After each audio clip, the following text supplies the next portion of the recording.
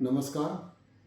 मी दिलीप वळसे पाटील, विधानसभा सदस्य आंबेगाव. गेल्या काही दिवसापासून FDA च्या माध्यमातून राज्यामध्ये वेगवेगळ्या व्यवसायावर तपासणी करून त्यांच्यावर कारवाई हाती घेण्यात आलेली आहे.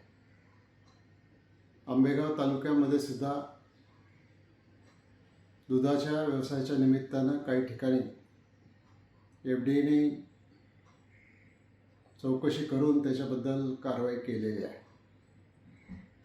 FDAची कारवाई अजूनही सुरू आहे. या संदर्भामध्ये माझे काही राजकीय विरोधक जाणून बुजून ज्या गोष्टीशी माझा काही संबंध नाही अशा गोष्टीचं नाव जोडून माझी प्रतिमा मलिन करण्याचा प्रयत्न करत आहे.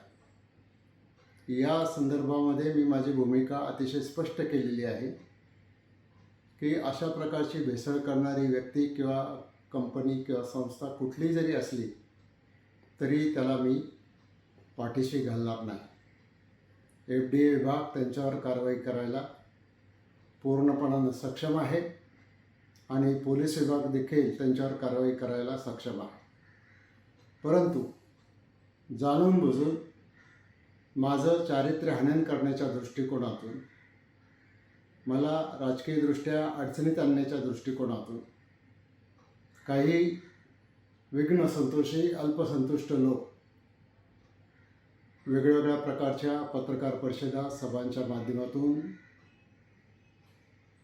भूमिका मांडून माझ्यावर खोटे नाटे आरोप करत आहेत. या संदर्भामध्ये मी पहिल्यांदाच हे स्पष्ट करू इच्छितो, अशा प्रकारच्या भेसळीच्या प्रकरणामध्ये माझा कुठलाही संबंध आढळल्यास मी सार्वजनिक जीवनातून निवृत्त व्हायला तयार आहे. 1 मिनिटंसुद्धा वाट बघणार नाही. परंतु खोटं नाटं जाणीवपूर्वक कोणाच्या तरी सांगण्यावरून राजकीय फायद्यासाठी करण्याचा प्रयत्न जर कोणी करत असतील तर त्यांना देखील मी या निमित्तानं इशारा देतो की गेले काही दिवस मी मुद्दाम तुमची भूमिका समजून घेत होतो, पण यापुढे तुम्ही असाच तुमचा प्रयत्न चालू ठेवला, माझी बदनामी चालू ठेवली तर निश्चित तुमच्यावर फौजदारी आणि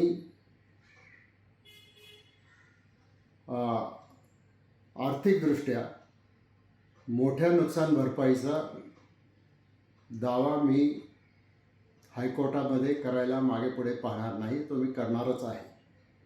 त्यामुळं आता तरी या अशा अल्पसंतुष्ट व्यक्तींनी माझी बदनामी करायचं थांबवावं, अन्यथा पुढील कारवाईला सामोरं जायची तयारी ठेवावी. आणि पुन्हा एकदा मी आंबेगाव तालुक्यातल्या, पुणे जिल्ह्यातल्या, महाराष्ट्रातल्या जनतेला सांगू इच्छितो की अशा कुठल्याही प्रकारच्या चुकीच्या गोष्टीशी माझा दुरान्वयाने सुद्धा संबंध नाही. तो संबंध कोणी सिद्ध करून दिल्यास मी पुन्हा एकदा सांगतो की मी सार्वजनिक जीवनातून निवृत्त व्हायला तयार आहे. मला असं वाटतं याच्यामधून समाज माध्यमं, YouTube channels, print media, electronic media या सर्वांनी याची नोंद घ्यावी आणि याबाबतची माझी भूमिका ही स्पष्ट ती जनतेपर्यंत जावी. म्हणूनच आज मी हा व्हिडिओच्या माध्यमातून आपल्याला सर्वांना अतिशय नम्रतेचा संदेश देत आहे. धन्यवाद. जय हिंद, जय महाराष्ट्र. शेवटी सत्याचाच विजय होतो, सत्याचाच विजय होईल. लोकशाही मराठी ऐका, पहा, जागरूक रहा.